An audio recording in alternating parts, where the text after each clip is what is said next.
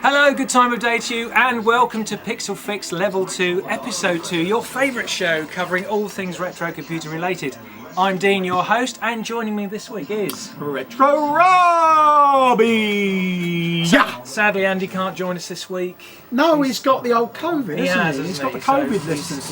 He's isolating, so... He is. I think it's just an excuse not to be on the show. Could be right. Well, we are back at the Retro Computer Museum here in Leicester, UK, and this time we're in our main gaming room, which you can see behind us. Look. All the goodies. Retro goodies. And we think this is a very fitting backdrop. Yeah. And we'll be giving you a bit more of a tour of the systems that we've got in the gaming room a bit later on in the show. But Rob, why don't you start by telling us what topics we're going to cover this week? Well, I mentioned last time that I bought a game called Golf, didn't I? Oh yes. On cartridge. You did. The VIC-20. Yep. Well, I want to talk about that in a bit more detail. Briley Witch, now, I've been playing this and I'm stuck. On the Commodore 64. On the Commodore 64, right? and you know me, I'm a little bit of a dipstick when it comes to playing games, so I'm stuck on an early level, so I need some help on that. I'd like to talk about that. And board games. I was thinking only the other day that we don't seem to see board games on the PlayStations 5 or even 4s or 3s like that. But I enjoy playing them on the 8-bit and the 16-bit machine, so I thought maybe we'll have a little chat about that. And also let's have a chat about our retro pickups. Let's talk about that. And I know you want to talk about something on a PlayStation 5. Yeah, we know your thoughts on modern gaming, Rob. PlayStation 5? But I just thought I'd mention something I got recently. Oh, so, yeah. Okay. And of course, any recent RCM donations. I know we've had a few. Yeah, so we'll have a conversation. We've got a couple of that. Interesting ones to show you. Yeah. And obviously, if you're listening on the podcast, then we'll try and describe it so that you're not missing out. Yeah. Although, of course, if you are listening on our podcast and you want to check out our YouTube channel, you can do so. Look for our Pixel Fix channel on YouTube. Yes. Right. So, swiftly on to Golf then. Okay, go for it. Yeah, as you know, as I've already mentioned, I bought Golf recently, and I've forgotten what a good game it is. Brilliant game. Absolutely fantastic. I mean, I bought it on the VIC-20, and I've also played it on the Commodore 64 as well. And I absolutely love it. I've forgotten how good it was. I mean, if you don't know, it's a Space Invaders, Missile Command, Galaxian type games. There's a lot It's of them got out at the time. five levels. There's That's 5 separate levels, and they're all a mix of different sort of genres. Exactly. Yeah. And, on the first level, you've got it looks like a shield, and you've got usual Galaxian style ships coming down to attack you. I just love the game. I just thought it was a fantastic game. And I actually preferred it on the VIC-20 to the Commodore 64. I just thought it was more playable. As you know, I have a ZX Spectrum heritage. However, my friend Kester Sims had a VIC-20, and he had Golf on the VIC-20, and it was a brilliant version. And it's a fantastic game. Do you remember what Golf stands for? No, I So I think you've been researching. You always say that, Rob. You never believe it. Researching. I think it stands for something like Galactic Orbital Robot Force. Stop showing off. I think that's right. And it's David Nuttall Associates, right? I think that. Yes, is that right? Yes, that's right? What year was it? Now I can't remember what year it was. It was 81, 82. It's got to be around there, hasn't it? And the best bit for me about Golf was not just because it had the 5 different levels, which were all distinctly different. So you felt like you were playing 5 different games. That's right, exactly. It was the digitised speech. Yes. On some systems, right? Yes. And I remember it went something like, "Welcome to the Gorfian Empire, Pulsar approaching, shield power." Jeez. I love that. That was on the arcade. No, that was on the arcade. No, it was absolutely fantastic. You brought it up, not me. I did, just because I liked it. I didn't spend hours and hours on Google trying to get one up on Rob. Honestly. Anyway, loved it. It's a great game, and also it's a nice addition to my collection of VIC-20 cartridges. So where did you get that from? Is it the usual auction site? It's that auction site, yes. And most of my cartridges have to come from the United States. You can't get many over in the UK, unfortunately, but it's not a problem. So the game itself is actually quite cheap to buy from America. Oh, right, okay. But then you've got your freight on top and your import charges. So it cost me about £35. I still didn't think that was too bad. So I thought that was pretty good. This is on. That's on tape, right? It's on cartridge. On cartridge. You did say sorry. Yeah. So, and you couldn't get it from the UK? It wasn't available? No. Wow, because I mean, Golf was quite a common... I thought it was quite a common game, but obviously not in the UK on the cartridge? You have to keep an eye out for them. Yeah. And a good copy, because I like to buy a nice, pristine copy if I can for the collection. Yeah. More often than not, I'm getting them from America. I'm having to. When they are on sale in the UK, on eBay, they tend to be a similar sort of price. So it's coming all that way, and it's a similar price. So I wish I lived in America right now. My God. Yeah. You'd buy up a whole load of stuff and then just bring it back. Absolutely. We need to. All we need to go on holiday to the States with empty suitcases. Yeah. Buy a load of stuff while we're out there. Yeah. Fill the suitcases up and then You got it in one. You got it in one. Absolutely. Okay. Can we move on? Yes. Are absolutely. you ready? Yeah. Briley Witch. Yes. So, love the game as we mentioned last time. I think it's a fantastic game. Thoroughly enjoying playing it. I'm on the first level. You're stuck. And I'm stuck. If anybody who knows the game, you gotta talk to the cat, you gotta feed it with tuna without trying to give too much away. And you've got various different things you need to do within the game, solve puzzle, that sort of stuff. Fantastic.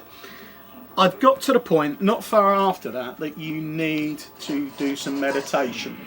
Okay. Mother on the phone has rung up Riley and said, meditation, you need to meditate. And that's my take on it. Okay. Yeah. So, I found out where I need to do the meditation. I found the candle. I found the match. We lit them. Blah, blah, blah. Obvious sort of stuff. She does the meditation, but then she says, it's not good enough. I need to go away and do something else, meditation related. I've looked in the house, in the bedrooms, you'll know if you play the game, up the staircase, round the stairs, out in the garden, and I'm stuck. So you do what you do, don't you? You go online, you have a look online, you think there's got to be the answer out there. I've even looked on, there's quite a lot of fan forums with because Riley people Witch. have done playthroughs already, Absolutely. haven't they? Yeah. I couldn't find it for love nor money, and I'm too embarrassed on one of these forums to put Retro Robbie is stuck on the very first level. So, I'm pleading anybody on the quiet can put a comment on our show saying this is what you need to do next, Rob. Because I've looked at all the pictures of the later levels, all the things you got to do. It's brilliant. It's absolutely fantastic. But you need maybe you can play it, and then you can tell me on the community what I need. I have had a bit of a dabble, but I'm not as far into it as you. But I'm certainly. I'm not very far in it at all. Trust me. All right, okay. Trust me. Yeah. Is there a prize? So if anybody wants to leave a comment or indeed get in touch with us at Pixel Fix Podcast on Twitter and tell you, Rob, is there a prize? Is there a prize? Are you going to offer a prize? Sadly, no. No, not at all. Don't we have to go on some course if we offer a prize or something? Or is that just for like the BBC? I think, yes, absolutely, absolutely. So there we are with Brock. All right. Again, keep saying this. Fantastic game. Love it to bits. But we are after your help, if you can give us some help. Absolutely, Fantastic. absolutely. Board games, right. Yes. Okay. So over Christmas, sat there, fed up being full of turkey, usual thing. Rubbish presents, I got me socks, I got me pants, yawn. I thought, forget all that. So I went and thought, I'm going to sit and have a play on my computer. Yeah. All nice and quiet by myself. Thought to myself, what do you do this time of year, especially on Boxing Day? You sit down with the family, you play things like Monopoly, don't you? Or Cluedo. Yeah, Trivial Pursuit. Trivial Pursuit. Well, none of my family want to see me and have the time to spend with me playing these board games. I can't imagine why. Well, neither can I. So I thought, on Amiga, on the Commodore, I'm going to have a game of Monopoly. Play Monopoly, Battleships, fantastic. Even a game of chess. I can play Yahtzee. Yahtzee. Didn't get as far as Yahtzee. Okay, all right, Didn't get as far as Yahtzee. Yeah. And don't talk to me about Scrabble. Okay, fair enough. I can't string a sentence together, let alone play Scrabble. Can't play Scrabble. Scribble. So I've been playing games like that. In particular, let's talk about Monopoly. Yes. Monopoly on the Amiga. Yeah. Took me an hour or so to figure out, because it's all run off the mouse, how to physically play Monopoly and make the computer buy houses. Yeah. Okay. Did you read any of the manuals? Well, there weren't any manuals. No, It's a knocked off copy. It's a knocked off copy. So I thought to myself, what are we going to do? So it took me about an hour. Yeah. About an hour. Then we'd sat and played Monopoly. Absolutely loved it. To the point I was up to 2-3 o'clock in the morning, I kid you not, finishing the game. Now, it strikes me that you don't see games like Monopoly anymore on the PlayStation 4 or 5 or anything like that. Why is that? Have I just missed them? See, Are they out there? I remember seeing the sort of a Hasbro games pack for the Wii. Yes. And it had... Which is borderline Yeah, retro. I mean, it didn't have... I don't think it had Monopoly, because obviously that's licensed separately, isn't it? But I think it had, some of the, the various games. Yes. Yeah. But, I mean, I'm surely... I mean, they must make them for the more modern Well, you'd have thought consoles. so. I mean, who would want to play Monopoly or Cluedo or these wonderful games? Let me ask you another question related, though. Do you think they lose something being played on the computers, or do you think they actually gain something? They're sort of easier to play. I think they're easier to play. Yeah? I think they're easier to play. Yeah. I think they're more fun. Okay. I think they're more fun. But See, I mean, Battleships. Yeah. What a great game. Yes. Battleships. Yes. Battleships. You see, Battleships, I think, absolutely does work, and I do like the board games on the computers. But when you think that the most interaction you get on a board game was sort of shaking the dice, physically shaking the dice and rolling it out on the table. Yeah, and that's kind of that's the physical bit of the game, apart from moving a counter. Yeah. And on the computers, of course, the concept of sort of rolling the dice and shaking the thing. Yeah, but you've got the noise. That's what I was doing there. Yeah. You've got the noise and. It tries to simulate it as best it can. Yes, it does. But if you've got no friends, here I am. Yeah. And you've only got computery. I suppose the friends, computer is your CPU. friend, isn't Yeah, he? computer's my friend. Yeah. He likes to beat me a lot, and he does. Yeah. So Okay. I kind of like it, and I wondered whether they'd, that's Yeah. a good little conversation to have. I like it. Well, what do our listeners think? What do our viewers on YouTube think? Do you like board games on the consoles and the computers, or do you prefer the physical board games? Yeah. Why not let us know? Or are you board of board games? Bored of board games. Exactly. I like it. I like what you did there. Do you like that? That's probably a good time. Stick with me, kid. Probably a good time to move on to our retro pickups. Then, Yes. what have you been sort of collecting lately? What have you got on the way? I'm still continuing to collect VIC-20 cartridges. Yeah, okay. I've got a few more that are coming. I've been on eBay, places like that. I've found a few more titles I haven't got. I've spent a little bit more money. Yeah. Again, not a fortune, not by my standards. And I've got a couple more that are coming. And they're about a week or so away. So it's a nice little present's going to turn up.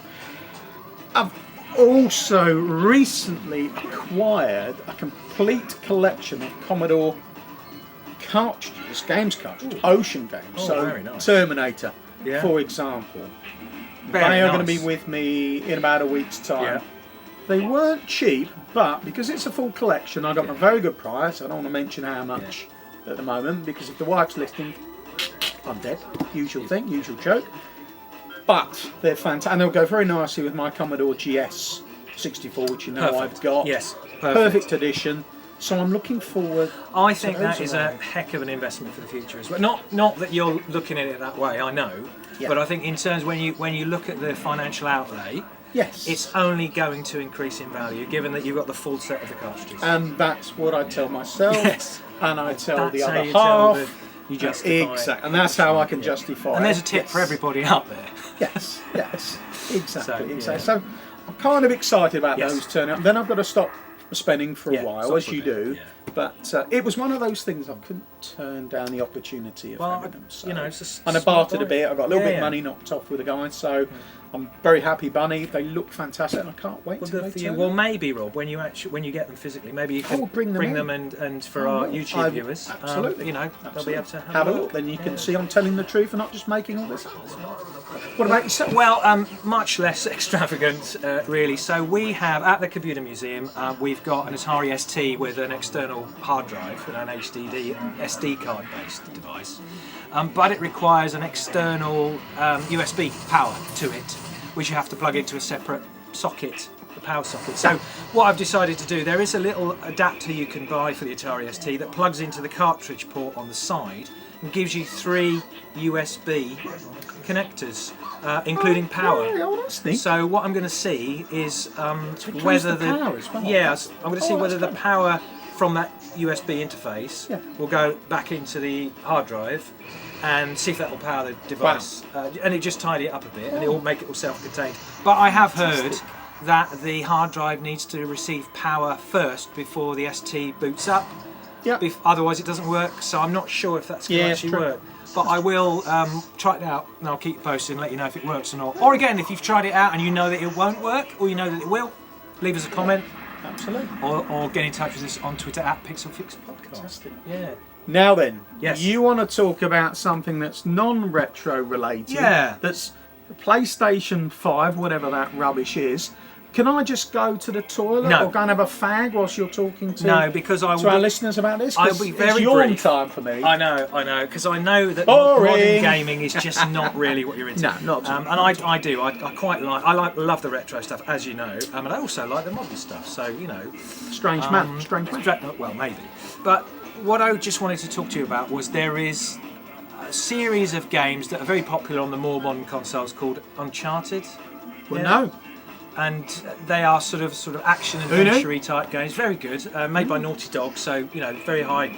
They're well known for their high quality games. Did they write anything back in the day, or is this pure? Are they? I think they're a more modern. No wonder I've not heard but of they them. have some sort of history. You know, to go fair back. enough. So what they've done is basically revamped the Uncharted series to bring it into the modern console era. They've updated some of the graphics. They've updated the frame rates. Yeah, I've seen the adverts for it. Okay. Between Coronation Street and the ad break. Yeah, absolutely. And they're making a film. They're making a film, aren't they? With I think Tobey Maguire is starring as Nathan Drake, the protagonist. Yeah. So whether I mean, I'm fingers crossed that'll be good, but who knows? Yeah, but the reason why I just wanted to bring this up and talk to you about it briefly was because they're taking the fundamentals of the original games. But they're tweaking the graphics, they're tweaking the frame rates, you know, they're tweaking the draw distances, just to allow it to take advantage of the modern console power, right? Give you a bit of a better experience. What are your thoughts generally, on taking a classic IP and then revamping it, you know, bringing the graphics up to date? Do you think it's a good idea? I remember them doing that with, let's think, what was it called? Halo. Oh, yes. Yes. Now, you're quite right. In fairness, I remember them doing with Halo on Xbox One. Yep. It was all right, wasn't it? I mean, the thing I liked about that particular games pack is you had the original version and you had the new version. Yes, so you could play side by side. Yeah. And either one. It's great. It sort of worked, but I thought, well, it's no more playable. Yep. The gameplay is no different. The graphic, of course, the graphics are better, but it's all right. I mean, I'm a bit nonplussed. I think you should just forget that. Write new stuff. Yeah, I think it's a perfectly reasonable point of view. I mean, personally, I love the Uncharted series, and I was quite keen to see what it would look like on the modern sort of console on the PS5. And the fact that it was, if you'd already purchased these games, the digital upgrade to PS5 was £10. Right. Well, that's not. And you get two games for that. Is this a bit like Grand Theft Auto? I mean, obviously, I know Grand Theft Auto, and it's continually being upgraded and tweaked. Is it a similar thing to that, or I mean? As far as I know, this is the first time the Uncharted series has been upgraded. Oh, right. So I think it was originally out on the PS4, but again, it may have been the PS3. I don't know. Right, don't write in. Doesn't matter. And but it was so I don't know that it's sort of gone through many iterations like Grand Theft Auto has. But nevertheless, I thought for a tenner, you know, digital upgrade to the PS5, give it a try. Yeah. And I have played. I've started again, even though I finished the game. I started again on the PS5 version, and it does feel as though it's had a little bit. Yes, I know you're getting bored. I tell you what. Why don't we? Shall we move on? Let's move on. Please. Let's move on to recent donations we've had at the museum. Yes. Yeah. Let's do a bit of show and tell. Show and tell. Yes. So, what do you want to start with? The big guns? We've had a very nice donation. It's going to be Commodore related with me, isn't it, of course? So we've had a very nice Commodore Silver label donated. My able assistant will pass it over to me. Now, Rob, for our podcast listeners, obviously... Robert is now showing a bread bin, Commodore 64, silver label. There we go, okay. Now... this is one of the original Commodore 64s, one of the very first ones out. They are becoming rarer and rarer because they didn't make millions of them. They didn't make millions of them. Not of these ones. Not of these particular ones. So, how much do you think something like that would cost you if you bought it off eBay today? Today's money. £299 back in the day. How much do you think this would cost now? So I've got a rough idea about how much a standard bread bin would go for on the auction site, right? Yeah. So and clearly because this is rarer, it's going to go for more. So I'm kind of thinking 150, 200 quid. If I told you could probably buy 4 of your PlayStation 5s. No way. 4 or 5, 3 or 4, 2 or 1, £800 plus for a nice condition. If this wasn't Commodore a family show, I would label. swear. Honestly. Really? Crazy money. I mean, that's a good topic actually for another time, is how much retro stuff is going for at the moment, how overpriced a lot of this is, because it's that sought after. And chap turned up, so I've got a donation for you. So we go, wonderful, because we always like to receive donations here at the museum. And out this popped, out of a box. To him, it was just a rubbish computer. And his exact words were, if you don't want it, I'll take it to the tip. But it's like everything, isn't it? If you collect anything, whether it's Beanie Bears, whether it's lollipop sticks, stamp, whatever you like, you will know the value of things. Anybody who doesn't collect it is not interested in it. It's just a load of old rubbish. So potentially an £800 computer was going into landfill. So we're very pleased to have it. We haven't got too many silver labels. I think we've got one more silver label here. But generally they are much sought after. So if you've got a Commodore out there that's got, as you can see, a silver label, and for those that are listening on the podcast, Robert is now pointing out the silver label badge on the Commodore bread bin. He is. I can vouch for that. He is, you can vouch. They're quite valuable. Worth keeping. So, what a lovely donation. What a lovely item. Absolutely. It's something that will come home with me. Yeah, I'm sure it will. Later on, of course. Lovely jubbly. Anything else? Well, we've had a couple of other donations that I thought were quite interesting. So along with some what more interesting than this Commodore 64? maybe not, but nevertheless interesting. Okay, so we had some got? hardware donated quite recently, and one of our volunteers at the museum very kindly went and picked it up. Yeah. And in the pack was a number of old retro T-shirts from back in the day. So look at that. yeah, so I don't know. Would you like me to model it? Nice one. Our cameraman is saying that they are in shot, so that's good news. That's lovely. Robert is now attempting to wear the very old T-shirt. As I understand it, these T-shirts came from some computer clubs. What's this? What is this? Were there back in the day. Say? So this is the ZX81 user. ZX81. Yes. That rubbish. Easy to. Where's that Commodore silver lake? Oh no, hang on. What else you got? And this one, I think. Yeah. So this is another. It's not the same. I'm not going to. I won't throw that one. But so these were from the user clubs, right? So Computer Talk and the ZX81 user club. So these are 40 years old. 40 years old. If I do a sniff and scratch, I'd say about. It smells about 40 years. No, this one, 38 years old. No, they're lovely, aren't they? 40 years old. So again, you probably can't find these anywhere else. The thing is, we're all buying retro T-shirts now. We are. Every geek and nerd out there in the whole world has at least one retro T-shirt, whether it's Star Wars, whether it's computer related. We all know what mine is. Street Fighter, Pac-Man, whatever it is. We've all got at least one geeky nerd top, and there's nothing wrong with that. Yeah, these are originals. They are. Wow. They are, and they're a little bit. I mean, I don't know whether you can see this on the camera, but they're a little bit yellowed, aren't they? Not too bad. A little bit. The other thing I have to say with these is they're quite small. So it just goes to show, over time, how much weight we are putting on as a society. Because there's absolutely no way I suspect we would fit in these. I suspect that back in 1980, these were extra large back then. In 1980-81, I think computer geeks were probably not that big. They were probably about 12, 13, 14. Maybe it's a 90. Maybe a little bit older. Maybe it's a 90. These days, they're lovely, I think you'd struggle with these size. But they are, I just think, because of their rarity and they're pretty good nick, 40-year-old T-shirts. Do you know what? I'll get those framed. Lovely. Put them in a frame. That is a good idea. Put them in a frame, or I like that. Put that one in the bin. I like that. With the other one. The other one that's gone. It's in the bin. So, let's get rid of those. Yes. Would you like me to get rid of them? Yes, why not? Let me get rid of them on that side. They've gone. Thank you for that. Are you going to iron those now? No, not at all. Not at all. Not at all. So, there we are. Here we are. There we are. So what's next? Well, as we promised earlier on, we're going to give you a bit of a tour now of the main gaming room at the Computer Museum in Leicester.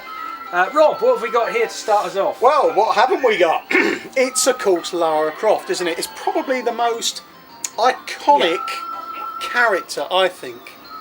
And, you know, you talk about retro gaming, you talk about the 90s. What comes more retro than Lara Croft?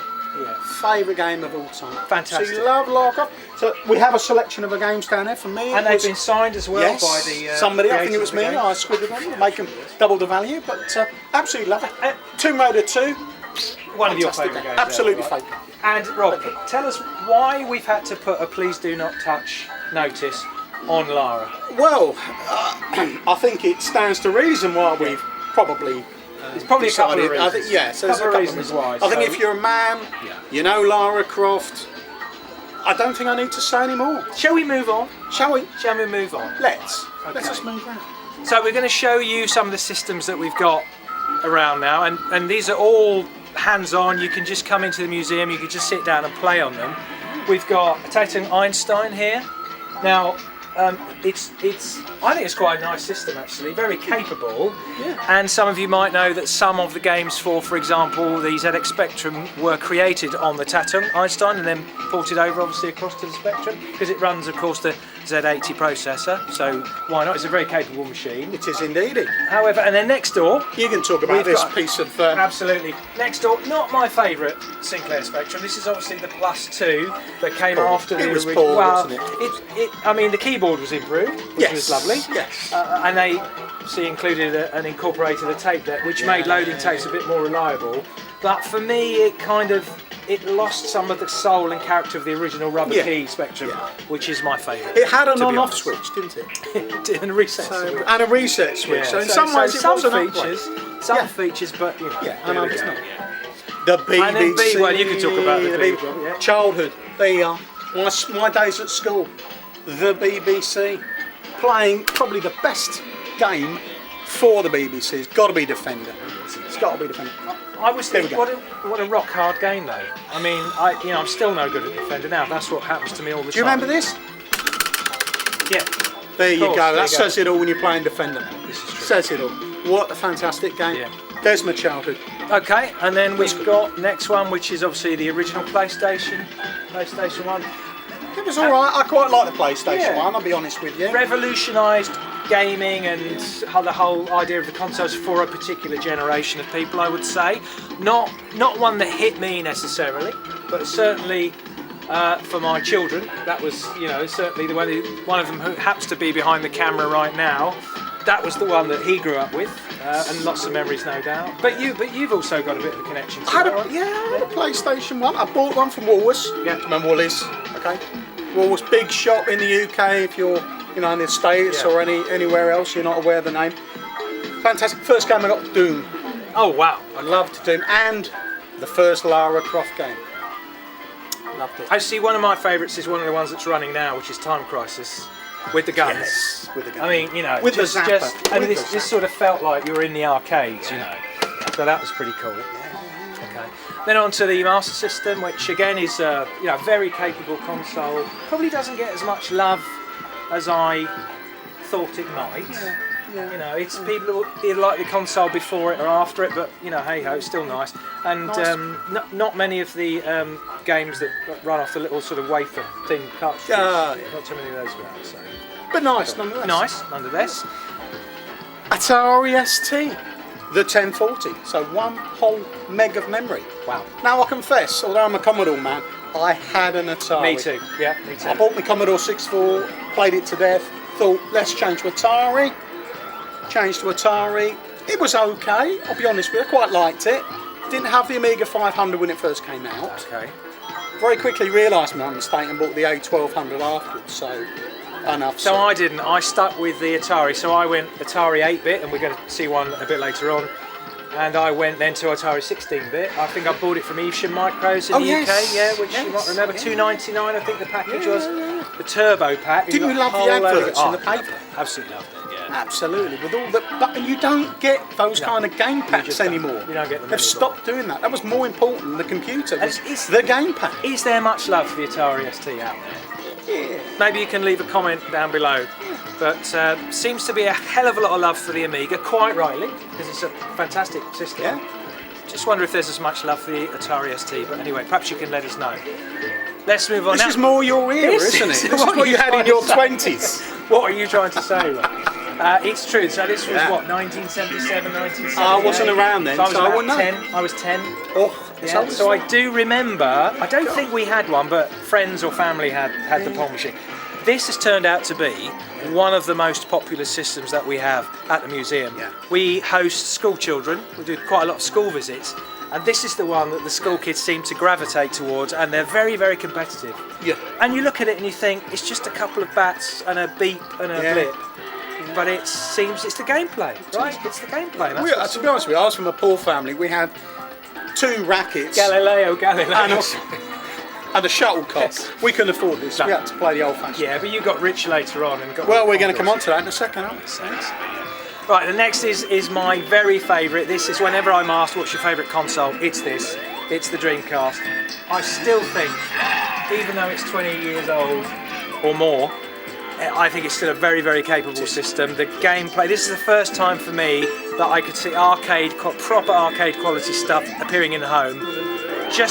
I don't know why it didn't do as well as it should have done, but what a fantastic system. Soul Calibur is my favourite game. Absolutely super. I'm with you. Rob, the next one, over to you. The Commodore 64C. Here we are. Proper computing. All right, this is a later variant. Not a problem. So it's not a bread bin version that we most of us prefer. Commodore 64, fantastic computer. Best sound. Bar none. Sid chip. Sid chip. What can I say? And Robert's just going to put a game on here. He's going to do it for you. Hopefully he's going to hit the right button. And by far the best music when it powers up. Now, if this was a tape cassette, this would probably take about 10 hours. Yeah, probably trash. Oh, Commando. We'll play it another time. There you go. Fantastic. Keep your spectrums. That's your boy. Okay, so let's move around here to the other side of the room. So let's start with the Auric. Now this is the sort of second iteration of the Auric. This is the Auric Atmos. And there was a previous version, the Auric 1. And I really like the look of this Auric. It's just with the orange keys, the little keyboard. Really, I still think it looks quite a modern system now. Yeah? I mean, it's got... I don't think the software catalogue for the Auric was anywhere near as extensive as lots of other 8-bit systems at the time. There was a lot about it at the time. Yeah, a lot about it. But nevertheless, it's got a nice basic, so it's got some built-in sort of zap and ping and things like that for sound. It's quite clever, and yes, it makes a pretty good effort with some of the ports onto this system. Quite nice, quite nice. Then on to the Mega Drive. Yeah, iconic game. Again, another, I mean, you've probably heard all throughout this video the Sonic noise. Right? Yes, it's driving me mad. Sega and then the Sonic rings noise. It's very iconic again. Again, a whole generation of gamers were brought up on Sonic. Again, our camera operator today, this is very much his generation and his systems. Well, sadly, this was mine. This was the first taste I had of playing any sort of game at home. The Atari 2600. Yeah, they would do. Didn't play many. I mean, I had Defender was a great port on it. Pac-Man. We were talking earlier on, right? And I remember, so Space Invaders. I think the version of Space Invaders on this is really cool. Pretty good. And then what was the other one I was struggling? Kaboom! There you go. With the paddles. With the paddles. And the bird who drops the bombs on the bombs. Brilliant. Down. Loved it. Yeah, loved it. The Pet. Yeah, another one of your I've first spent loves. years and years trying to get hold of one of these. Of course, I wasn't at school, and like yourself when these first came out. I was probably, let's say I was with a childminder or something on parents were at school. Yeah. Fantastic. Brilliant. This is where it all began. This is where the Commodore VIC-20 originally came from, via the Pet. What more can we say? Yeah, that's fair enough. Then the PS2, and again, now So if you, and we've talked about this on the show before, if you look at the graphics, say, between a PS3 and a PS4, then a PS4 to a PS4 Pro, PS4 Pro to PS5, yes, there's been a bit of difference, a bit of improvement, but not revolutionary improvement. But the PS1 to the PS2, massively. I mean, you look at how smooth, if you like, and how those sort of jagged lines that you still got on the PS1, you can still see them very clearly. We'll take Lara Croft. Yeah. You took Tomb Raider 1, compared certain things to Tomb Raider 2, they were much more defined. Yes, much better. Yeah, much better. Yeah, much absolutely. Better. So yeah, definite leap in graphic sort of capability, I would say. Between and the same as the Xbox. Same with the Xbox, yeah. Exactly. And again, there are lots of people who grew up and have lots of love for the Xbox. I never, but I can appreciate how good, the system that was back when, Halo was a big game for the Xbox, wasn't it? Like Tomb Raider was a big game for the PlayStation. So in our household, I had both. All right. You said you were poor. Well, it was that. Or what did you spend the child benefit money on? I spent it on consoles. So one of each. But that was the problem. I think. But they're both the same as far as I'm concerned. Now, I love the Nintendo 64. This obviously is the Pokemon version one, which is chaos.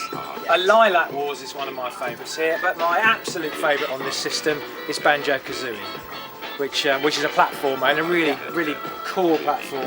Quite iconic characters, really good puzzles. I spent hours and hours playing that game, and they made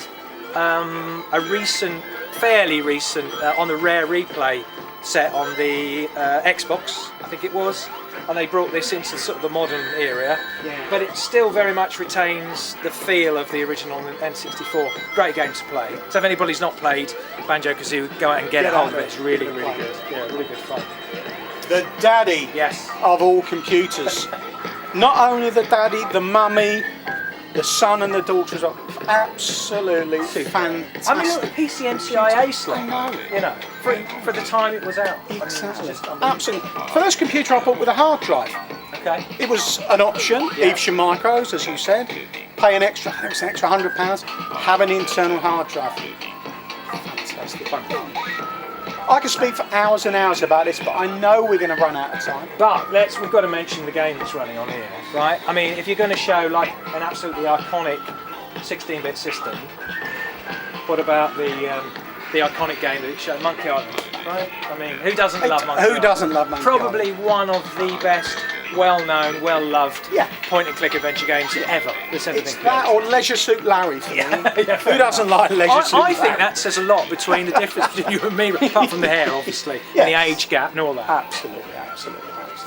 Yeah, so we've actually got two systems now. We've got an MSX just here, which is in itself quite a nice little system, but we've also fairly recently put out a Tandy Coco 2 because we don't think the Tandy gets it doesn't get the press. It didn't. So Absolutely. we thought we'd put a slightly different system out, see how it goes. We've recently invested in one of these Coco SDC interfaces that go on the side and allow you to run all the games from an SD card. And again, a very nice little system. Yeah. I mean, basically a Dragon 32 and a Tandy Coco got the same inside. I think the problem for it, and at the time you had so many systems competing for Joe Public's money. Far too many options, really. That brilliant computers like this, the Dragon, as you say, Sam Coupe, other machines around at the time just didn't get a look at. No, this is true. Again, lots of people will claim this is their favourite one, the SNES. Very, very capable system. Just so much love for it, and just look at the gameplay. And look how good that looks on the CRT as well. Absolutely superb. Yeah. And then the next one, the Sam Coupe. So I've been giving this a lot of attention, a lot of love recently. This is fantastic. Really, as an 8-bit system, absolutely fantastic. For me, it's the best one. Obviously. Yeah. Disk drives, fantastic sound capabilities built into it. The resolution, the amount of colours. I mean, it just arrived too late. It arrived at a similar time to the 16-bit. I was going to say, this is when we were crossing over to 16-bit. Unfortunately. And it was the same sort of price as the Amigas and the Ataris and the STs. And obviously, would you, if you're going to spend that much money, you're not going to go for 8-bit. And how much software was out there for it at the Not time? too much at the time. These are the problems. But what a wonderful system. Do you want to talk about that? Well, my first... The ZX81? Yeah, and obviously my first introduction was my friend's ZX80. Yes. But that made me then want a ZX81, and I was so lucky that my mum and dad were able to buy me one, I think for a Christmas present or a birthday present. I think that would have been in 1982, I think it was. And that's where I fell in love with the whole computer industry and ended up working in the industry because of it, and ended up doing this at the Retro Computing Museum. That's where it all started for me. So there we go.